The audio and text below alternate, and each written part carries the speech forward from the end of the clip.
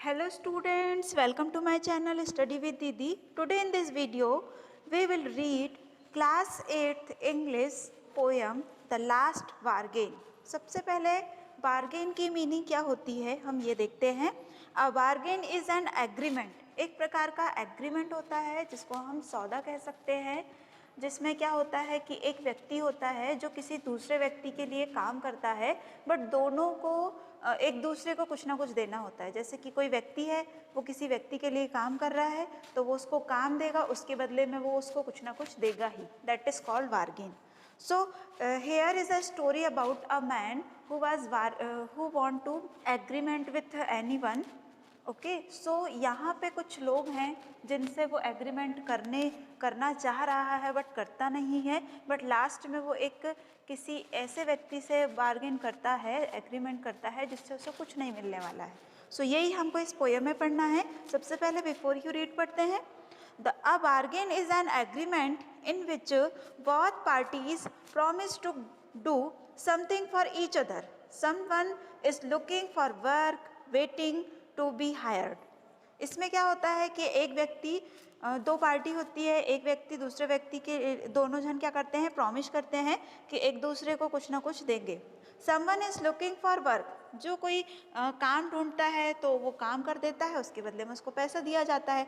Waiting to be higher है ना, या वेटिंग हायर कर या कोई उसको हायर कर लेता है. He strikes a bargain but thinks it worthless.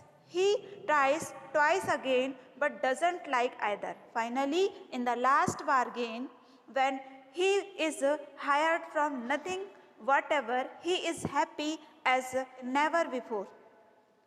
What is the bargain and why is it the best? So क्या है, यहाँ एक स्टोरी है एक व्यक्ति के बारे में जो कि काम ढूंढ रहा होता है. जब वो एक व्यक्ति के पास जाता है वहाँ हायर होने के लिए, फिर वो वहाँ हायर नहीं होता है, फिर दूसरे के पास जाता है, फिर से मतलब अगेन फिर से वो जाता है किसी के पास हायर होने, बट फिर भी वो वहाँ नहीं होता है. फिर लास्ट में वो ऐसे किसी व्यक्ति के पास हायर हो जाता है. तो क्या था वो लास्ट बार्गेन, और वो सबसे बेस्ट क्यों था? क्योंकि बाकी उसने छोड़ करके गया है, मतलब कि वो अच्छा वर्क नहीं रहा होगा, इसलिए तो वो उससे एग्रीमेंट नहीं कर पाया. तो लास्ट वाला कैसा था, क्यों था वो बेस्ट, जिसके कारण उसने या वो एग्रीमेंट उसने पास कर लिया या एग्रीमेंट में साइन कर लिया. ठीक है. सो यहाँ देखिए आपके पास एक पिक्चर दिख रही है, ये लास्ट में हमको काम आएगी. देखते हैं, पोयम है. यहाँ एक व्यक्ति जो है वो काम ढूंढ रहा है. वो क्या बोलता है, देखिए. Come and hire me, I cried while in the morning, I was walking on the stone paved road.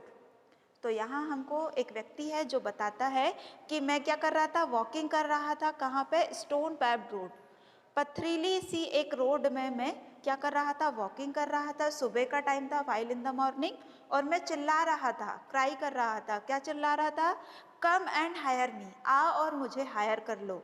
ठीक है, क्योंकि मुझे काम चाहिए. Sword in hand the king came in his चराइट.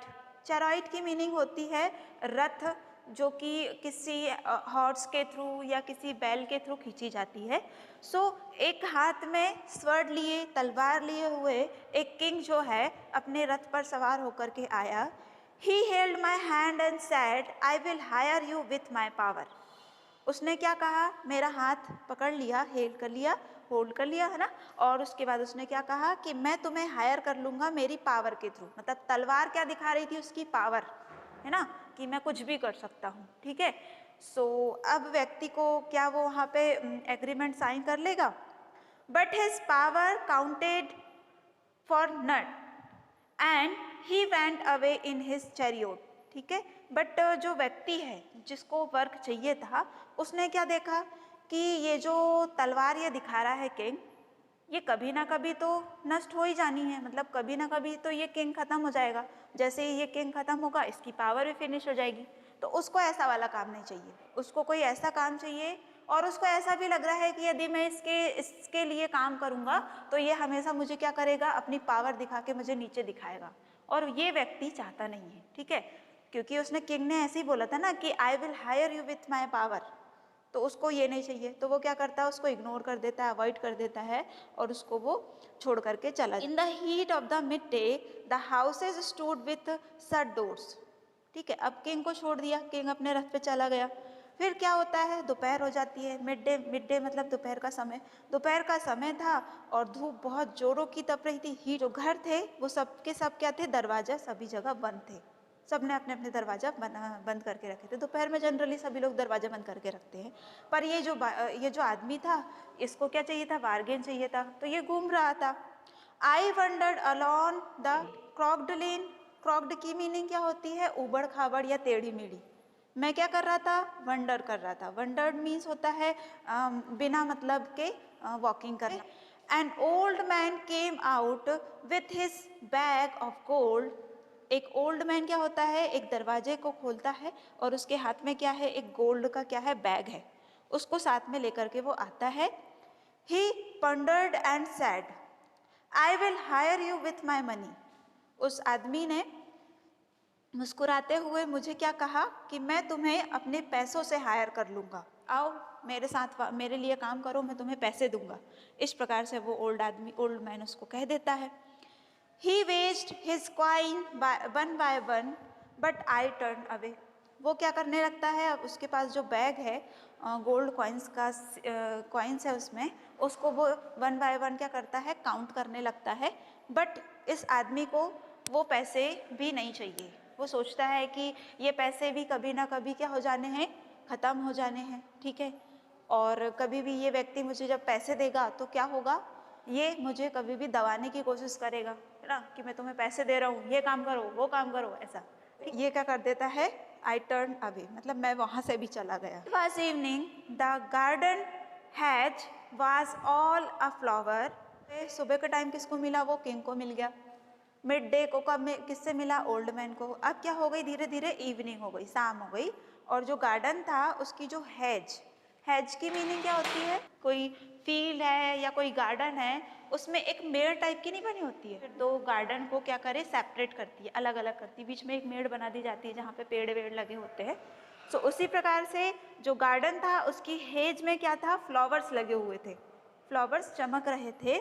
The fair made came out and set.